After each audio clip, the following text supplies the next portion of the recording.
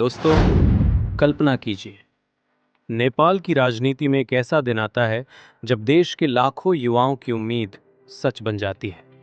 चुनाव के नतीजे आते हैं और पूरे नेपाल में एक ही नाम गूंजता है, बलेन शाह। और उसी पल नेपाल को मिल जाता है एक नया प्रधानमंत्री। चुनाव का दिन, वो सुबह नेपाल के इतिहास की सबसे अलग सुबह थी। टीवी चैनलों पर एक ही खबर चल रही थी, नेपाल में बड़ा बदलाव, जनता ने नए नेतृत्व को चुना है।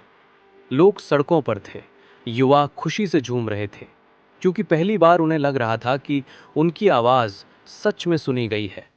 युवाओं की उम्मीद, नेपाल के लाखों युवा सालों से एक ही सपना देख रहे थे, एक ऐसा देश जहां उन्हें अपने भविष्य के लिए विदेश जाने की जरूरत ना पड़े, जहां मेहनत करने वालों को सही अवसर मिले।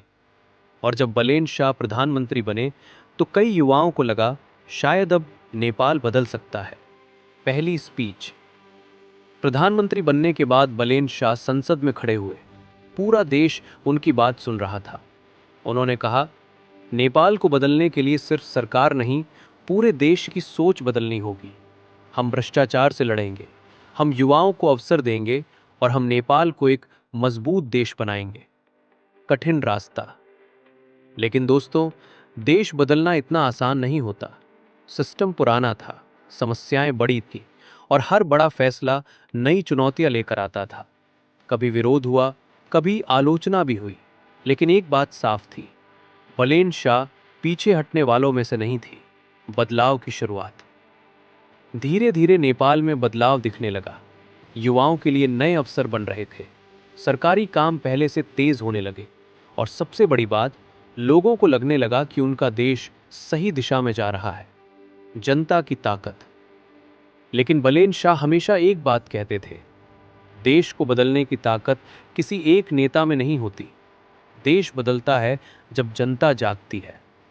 दोस्तों, ये कहानी सिर्फ एक नेता की नहीं है, ये कहानी है नेपाल के युवाओं की उम्मीद की। ये कहानी है उस सपने की जिसमें नेपाल एक मजबूत और ईमानदार देश बन सकता है।